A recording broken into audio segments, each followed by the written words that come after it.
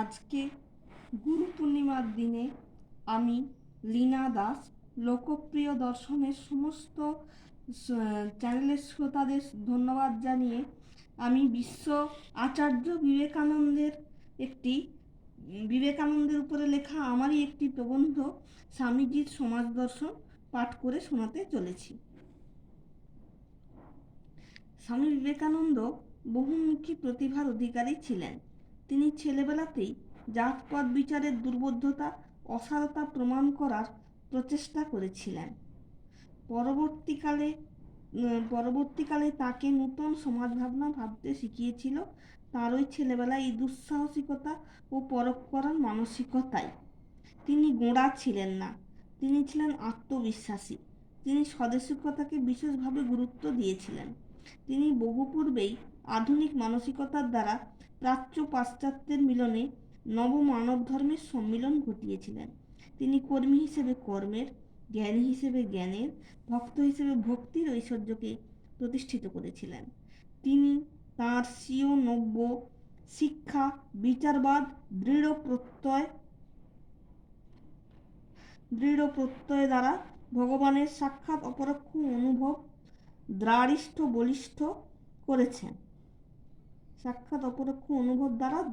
বলিষ্ঠ করেছেন। আধ্যাত্মিক বিশ্ব ব্রহ্মাণ্ডকে। অন্যদিকে তিনি কর্মের আদর্শ, ধর্মের আদর্শ, ভারতের আত্মশক্তি চেতনার মূলগত ও মাত্রাগত ঐক্যের প্রভাবের কথা বুঝিয়েছেন। সমাজের চাকচিক্য নয়, গোঁড়ামিও নয়, তিনি পারিবারিক সামাজিক শক্তিকে জাগিয়েছেন। ঠাকুর শ্রীরামকৃষ্ণ ও শ্রী শ্রী মায়ের অনুপ্রেরণায় নারীদের শিক্ষা ও ধর্মের সাথে বৈজ্ঞানিক চেতনা ও ধর্মীয় চেতনার দৃষ্টিভঙ্গির কাল্পনিক ব্যবধান তিনি ঘুচিয়ে দিয়েছেন। তিনি দর্শনের ছাত্র হিসেবে দার্শনিক দৃষ্টিভঙ্গি দিয়ে প্রাচ্য পাশ্চাত্যের শিল্প সংস্কৃতির মেলবন্ধন ও সত্যকে উপলব্ধি করেছেন। তিনি অনাড়ম্বর জীবনযাপন করতেন। তিনি শিবজ্ঞানে জীবসেবা ধর্মের মধ্য দিয়ে চরিত্র গঠন ও সহজভাবে নৈতিকতার উপস্থাপনা করেছেন। তিনি উপনিষদ ও গীতা থেকে ধর্মের সুন্দর সুন্দর তত্ত্ব চয়ন করেছেন।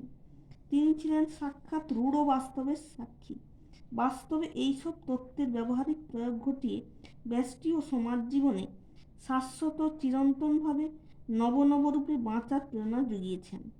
তিনি বলতেন, গীতা পাঠ অপেক্ষা ফুটবল খেললে স্বর্গের অতিকতর নিকটে পৌঁছানো যায়। তিনি ভাবতেন, স্বাস্থ্য, শিক্ষা, অধিকার, কর্তব্য দ্বারা ব্যক্তি জীবন সুন্দর না হলে সমাজ জীবন অনুরূপভাবে গঠন অসম্ভব। তিনি প্রতিটি ব্যক্তির স্বাস্থ্য, শিক্ষা, চরিত্র, আনন্দ, সত্যের সাধনা, ঐশ্বরিক বিশ্বাসের জীবন আদর্শ ও মহৎ শক্তি, সাহস, সদিচ্ছার দ্বারা জীবন গঠন ও পারস্পরিক শান্তি প্রতিষ্ঠা ও জগতের সামগ্রিক কল্যাণ ও প্রকৃত ধর্ম বলে মনে করতেন।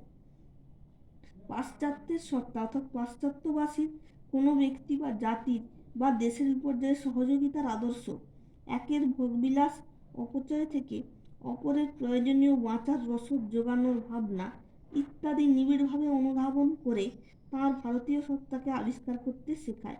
জড়তা ভেঙে আধ্যাত্মিক সত্তাকে সমুজ্জ্বল করে তাকে গতিময়, দৃঢ়, বলিষ্ঠ হতে শেখায়। আর উপলব্ধ হয় নব্যভাবে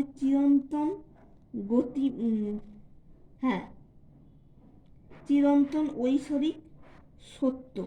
দুঃখের মধ্য দিয়ে রচিত নবজীবন বেদ, ঝকঝকে উজ্জ্বল তরবারি হলো আধুনিক ধর্ম,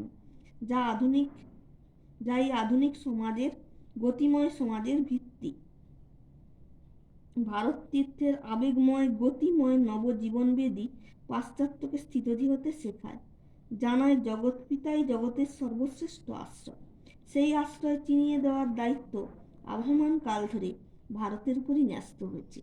তাই ভারতের ভাব ধর্ম, ভাষা ধর্ম, প্রাণ ধর্ম, সমাজ সেবা, রাস্তা ঝাঁটানো সবই ধর্ম। এখানে ধর্মকে বাদ দিয়ে জড়বাদ অন্তঃশ্বাস শূন্য। রাষ্ট্রজীবন, সমাজ জীবন, জগৎ জীবন, সেবাব্রত, সামাজিক অন্তর্নিহিত বিকাশশীল দৃষ্টিভঙ্গি ব্যতীত ব্যষ্টিগত, সমষ্টিগত সামগ্রিক কল্যাণ ও উন্নয়ন সাধন অসম্ভব। সহ্যশক্তি, আত্মশক্তিতে হীনমন্যতা ঘুচিয়ে দৃঢ়তার দ্বারা তিনি মানব জীবনকে কর্মে উজ্জীবিত করেছেন। তিনি বলতেন, সত্যের দীপালোক জ্বালা থাকলে মনের দীপালোক জ্বালতে ও আর উজ্জ্বল করতে বিশেষ বেগ পেতে হবে না। পরোপকার এমনকি একজন মাত্র ব্যক্তি একদিনের বা সারা জীবনের বাঁচার রসদ জোগানো, তাকে শান্তিদানই তার মতে পরম ধর্ম। তার ভাবনায় পরনিন্দা, পরচর্চা, পরপীড়নই মহাপাপ। এই বলে আমি সকলকে আবার ধন্যবাদ জানিয়ে, গুরু পূর্ণিমার শুভেচ্ছা জানিয়ে আমার বক্তব্য শেষ করছি।